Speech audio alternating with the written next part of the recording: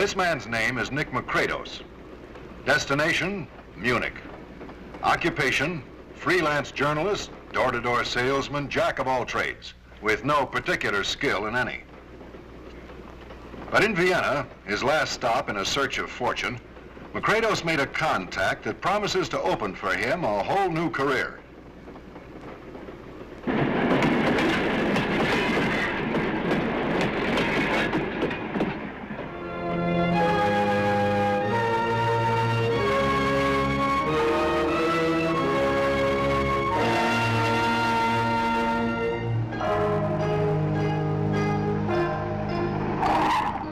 This girl's name is Tomoko Kimura. Occupation, taxi dancer in Tokyo's music hall, a favorite night spot of American servicemen. Lately, having struck up an acquaintance with a U.S. Marine, Tomoko has made his service club her afternoon hangout.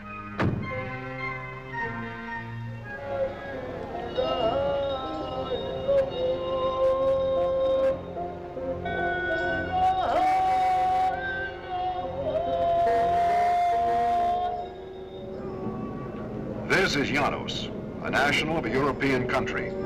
His destination, an American air base overseas. His jade cufflinks aren't just accidental attire.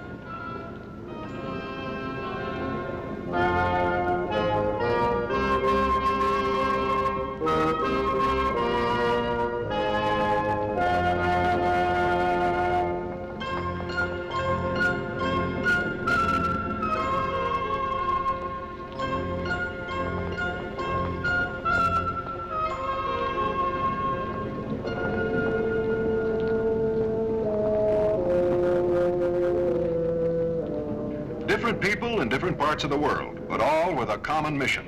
For each is a hostile agent of the worldwide Sino-Soviet intelligence network.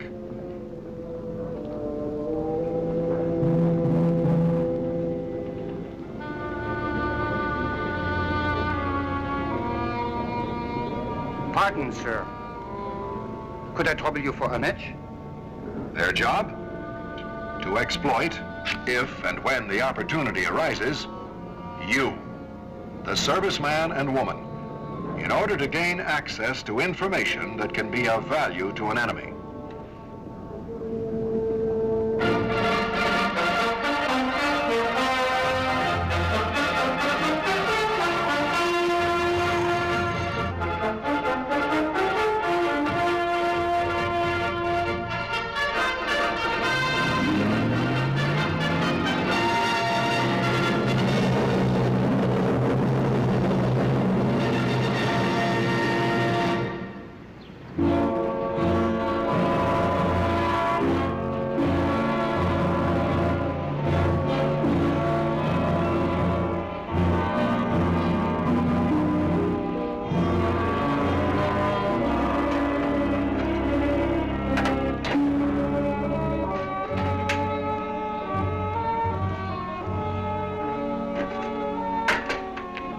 These cases have been taken from the files of the Army Intelligence Corps, the Office of Special Investigation, U.S. Air Force, and the Office of Naval Intelligence.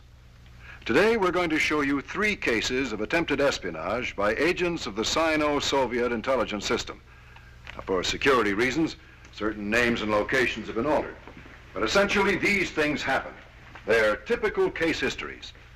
As these cases unfold, you'll recognize the way a Sino or Soviet agent operates, both in finding someone vulnerable to subversion, as well as in their technique of ensnaring him, then applying pressure to get him to play ball.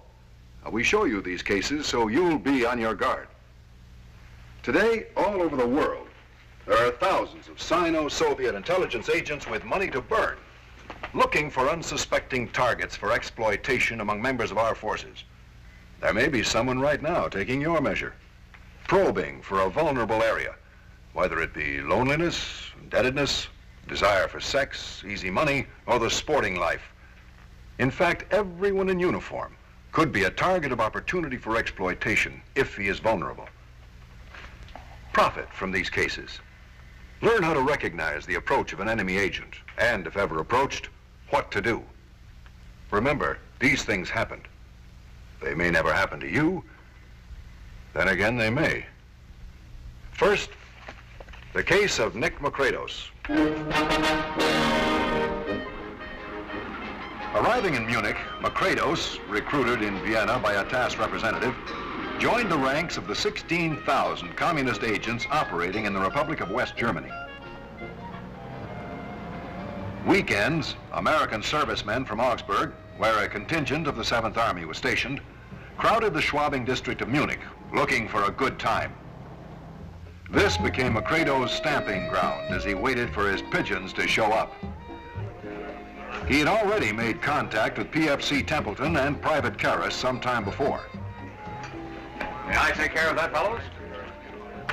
Macrados had bided his time while Pete Karras found his new bar acquaintance a highly likable and sociable chap, quick to pick up the tab, promising to introduce him to girls, also coming from the same ethnical background as Pete's own family.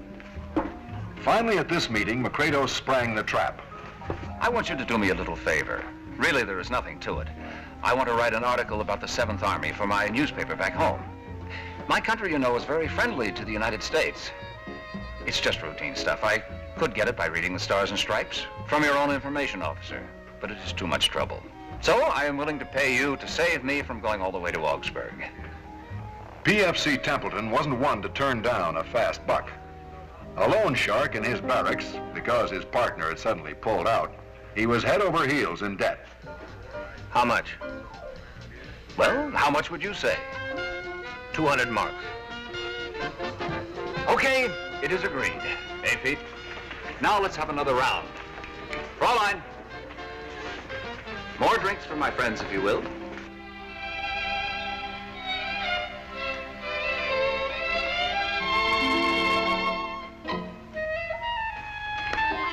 Fine, Pete.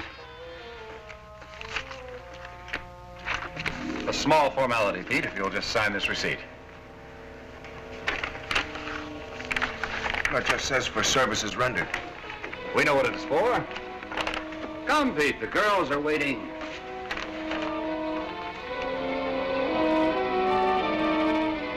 Pete Karras was hooked, though as yet he didn't know it. In the next few weeks, for payment received, the two servicemen delivered to their benefactor several other apparently harmless items of information, including a classified training manual. But Macrados had bigger fish to fry. Fraulein. Drinks for my two friends, please. Here. Here. Where is Pete? Bedroom. Pete? Why don't you leave us alone? Pete, the house.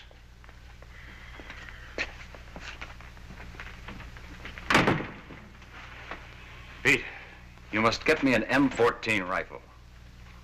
You must be off your rocker. I have just come from a friend. He has a great admiration for this gun. He is willing to pay high. You must be putting me on. Macrados. How high? 2,000 marks. Can you arrange? Why would Macrados pay $500 for a rifle he could buy for 1/5 of that amount? But if Templeton had one principle, it was never look a gift horse in the mouth. We'll arrange. Tamp! Good. I'll tell my friend. Let me know when you can deliver, Private. You know where to find me. I don't like it. I don't like it at all. We're both in too deep to renege now. In a way, the private was right, for Macrados had been careful to get his signature to the last receipt. Macrados is a good egg. He won't get us into trouble. As long as he keeps shelling out the dough, I say here's to Macrados.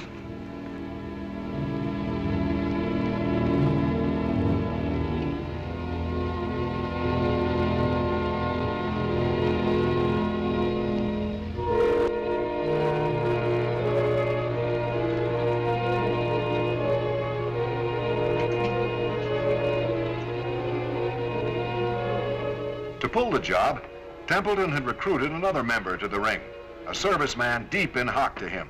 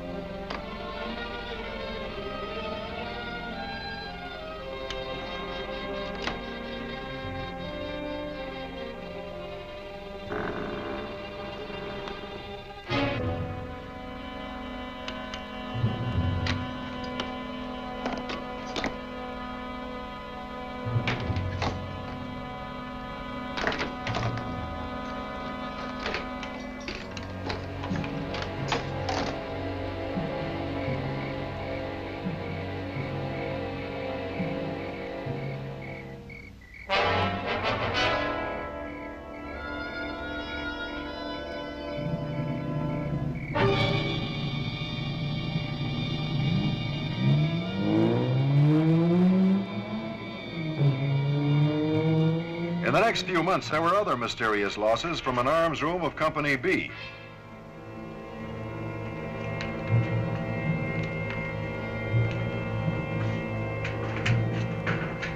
All this by way of laying the groundwork for what the Soviet intelligence agent pulling the strings, the man behind Makredos, really wanted.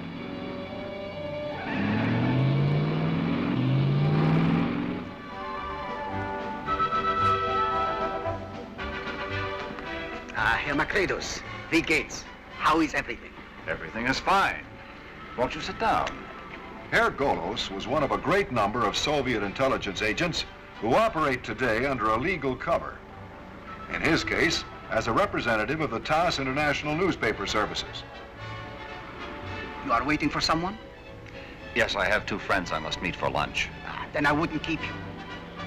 In fact, I have a luncheon appointment myself. Guten Tag, Herr Makredos.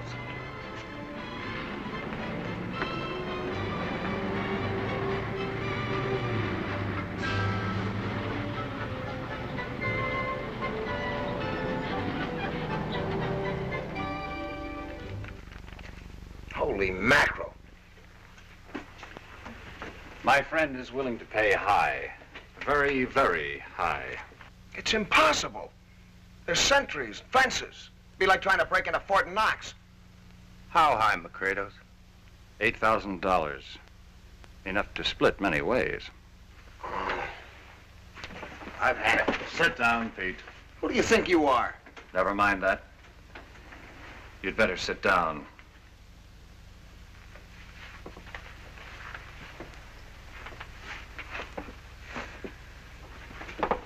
Pete, what would you say if your commanding officer were to receive a certain piece of paper with your signature?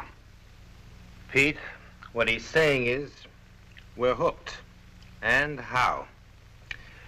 Give us time. It's a big job. Certainly. All the time you wish. In the next week, PFC Templeton cased the area where the special atomic weapon was stored. He also managed to strike up a friendship with one of the sentries. Meanwhile, Pete Karras was having some second thoughts. If he wasn't yet aware of his betrayal of his buddies, his family, and his country, he at least knew he'd got his neck in a noose that was drawing ever more tight. You're not cutting out, Karras. You're in this all the way. You try any monkey shine, Sonny, and I swear 'em. However, by the time Templeton had things well in hand, the plot had been reported by Karras to his CO. The grab was made the day Makredos appeared at Helga's apartment to make a down payment on the deal. When the servicemen were later court-martialed, because of his last-minute confession, Karras was to receive a lighter sentence than the others. On the other hand, Templeton, along with a dishonorable discharge and loss of all benefits, received 10 years at hard labor, plus a stigma he would bear the rest of his life. As for Makredos, he was to be tried under the espionage laws of the Federated Republic of West Germany. In 1 year alone, more than 2,000 communist agents were caught in West Germany. Between 1950 and 1960, more than 19,000 such agents confessed to espionage missions in that country. Let me show you something. This is the headquarters of MFS, the East German Ministry for State Security, located in East Berlin. From here, the MFS controls a network of trained and well-equipped agents operating in West Germany and elsewhere. It is really masterminded by the Soviets, who use it to their advantage and take the best information which it controls. It has ample funds, modern espionage equipment, and highly experienced staff officers. It has 22,000 staff officers and hundreds of millions of dollars to spend, all for one purpose: to buy information that could compromise our nation's security. Now, this is only one of several communist intelligence agencies. In another Iron Curtain country, there's another agency, just as dedicated as the East German MFS, which carries on espionage against us. In fact, Z2, the intelligence branch of the Polish armed forces, maintains a tremendous filing system called Kartoteca Personala, or Personal Index, on U.S. officers, especially those in high positions. A compilation of information on the officer's unit, his career, his family, and personal habits. Anything that might turn up an Achilles heel, a vulnerable spot that would make him a likely target of opportunity for exploitation. However, Z2's efforts to subvert members of our armed forces are by no means confined to officer personnel, as our second case will show. Not long ago, to Warsaw to visit her aged mother, came the wife of a U.S. Air Force sergeant. Desperate to get her parent out of the country, she was given the runaround until one day, Mrs. Duncan, born Baranowski, was summoned to the office of a Z2 official. Believe me, Mrs. Duncan, we are not unsympathetic. But, as you know, emigration is against the laws of our country. However, in your case, I think it is possible to make an exception. In return for, shall we say, a small favor? From intercepted letters, from her visa application, and from other sources, Z2 had a considerable dossier on Mrs. Duncan's husband, an airman stationed in a Middle Eastern country, and who, because of his duties, had access to classified information. And so, if he cooperates, dear lady, in time your mother will join you. Talk it over with him. We will be in touch. Mrs. Duncan, upon return from Warsaw, discussed the situation with her husband. He reported to OSI, who instructed him to report any further contacts. Reassured by her husband, Christina Duncan had almost forgotten the incident. But on the third Monday after her return, just as the Z2 official had promised, she was contacted.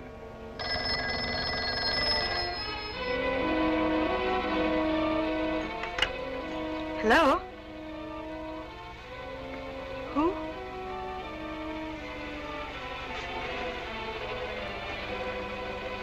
Where? All right. I'll be there.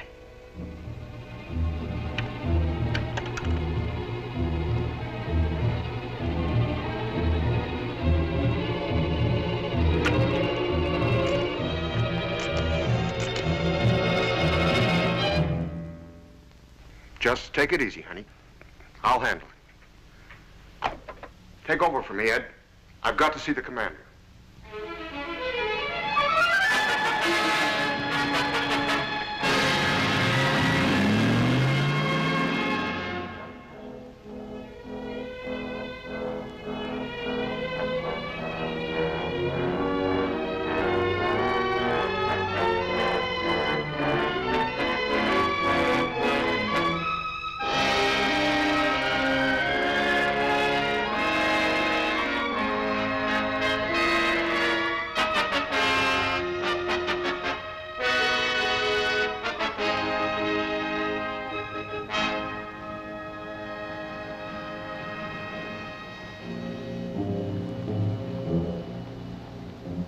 When Christina Duncan delivered her first assignment to the Z2 agent, the meeting was under surveillance of OSI agents and local authorities who had prepared the information. Over the next few months, to a drop in an area frequented by tourists, Mrs. Duncan delivered other information prepared by OSI. The number and type of aircraft at the base, its facility charts, and other important-looking but unclassified material.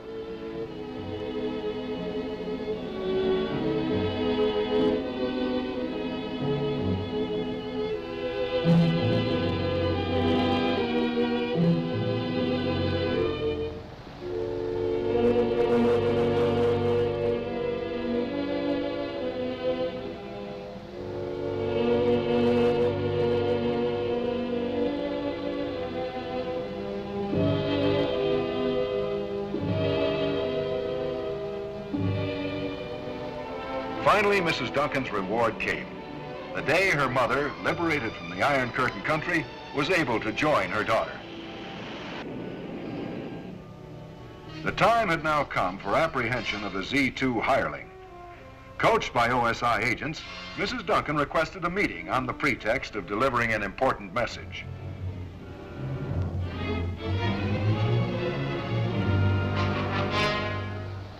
When she arrived at their meeting place, Janos did not have her wait long.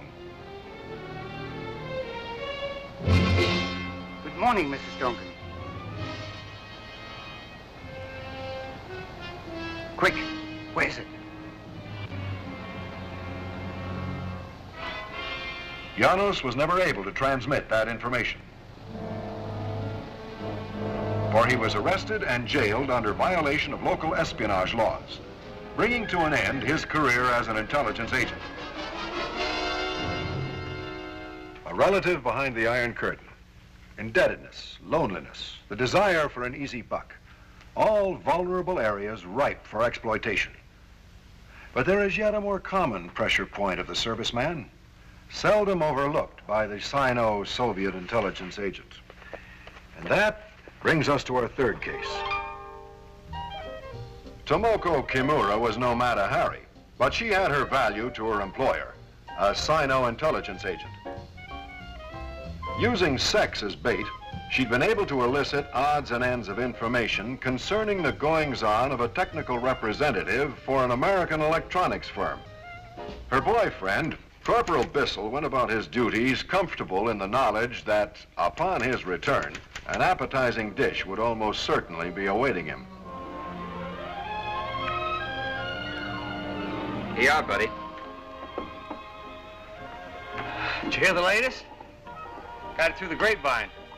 Scotty's out the corner of the black market. He's bought himself over 150 fifths of booze. And who does he think he's kidding? Why, that thieving little rascal. Who's Scotty? Johnny, who's Scotty? Huh? This man Scotty, who is he? Oh, just some American tech crap over here on classified stuff. What's it to you, Tomoko? Just wondered.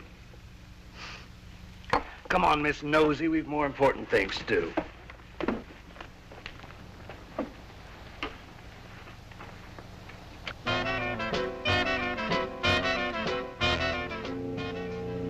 2 days later, young Walter P. Scott, an American technical representative, inexperienced in Oriental ways, and with access to classified material, received a message that it would be to his interest to dine that evening with a certain Mr. Kai.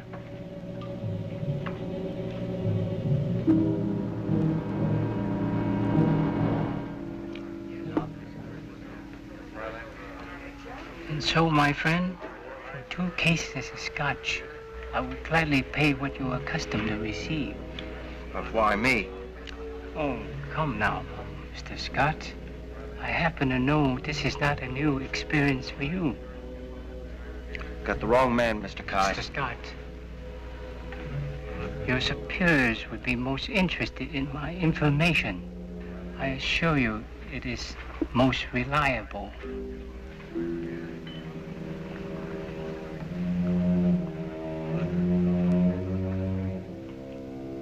Upon Scott's performance of the requested service, standard Sino-Soviet intelligence procedure followed, obtaining his signature to an unitemized receipt designed to pin him forever to a hook. In time, the pressure was applied on Scott to sell another type of service. This involved the theft of classified data so vital to his responsibility in Japan. But Scott, fully aware he was traveling a one-way road to treason, finally had the good sense and judgment to get off that one-way road and rush to see the security officer. An investigation was started immediately.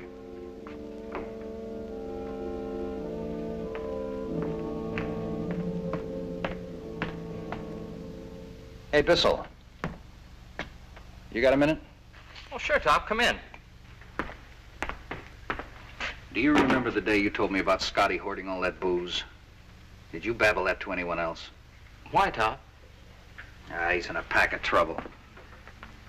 So think hard, Corporal. Yeah, to Mike Wilson. I remember. Tomoko and her pal were there, too. Tomoko. You know, she kept asking me about it, wanted to know all about Scotty, kept after me for hours. That's probably our pipeline. Come on, we're gonna see the security officer.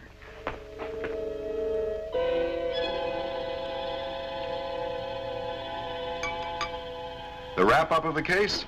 The Chinese Communist intelligence agent was apprehended in midst of receiving stolen material. That same day, the service club was declared off-limits to Tomoko Kimura. There are important lessons all of us can learn from these cases of attempted penetration of our nation's security. First, beware of the stranger you may meet at the bar or in the street who goes out of his way to cultivate you. The man who, like Nick McCrados, plies you with favors in order to win your friendship. It is just possible he may have something else in mind. Secondly, recognize the modus operandi of the hostile intelligence agent. Almost a standard pattern to lure the unsuspecting victim into a trap until, like Pete Karras, he is in so deep there seems no way out. Thirdly, and above all, if you suspect an approach by a communist agent, know what to do. Don't try to handle it yourself. Instead, stall for time and, like Sergeant Duncan, report the approach immediately to your CO or the nearest security officer. Almost daily, the espionage war being waged by the Sino-Soviet intelligence network grows more intense. Today, it is common knowledge that Soviet espionage agents are operating everywhere. Even the Soviet tourist may have an intelligence assignment. In addition, thousands of nationals of other countries are in the employ of this system. Remember, we cannot be too alert, for no one in uniform, sailor, soldier, airman, or Marine, is immune to an approach by a member of this worldwide network. But each of us is responsible for safeguarding the security of our military forces. And so we repeat, if you are ever approached to perform even a seemingly harmless service having to do with your military duties, or know of another serviceman being involved in such an approach, report it at once to your CO or nearest security officer, so that our counterintelligence forces may cope with this threat. Whatever you say will be held in strict confidence. By doing so, you'll be fulfilling service regulations. You'll be performing a patriotic service to your country. And you will be helping to keep information vital to the strength of our armed forces and our nation secure from penetration.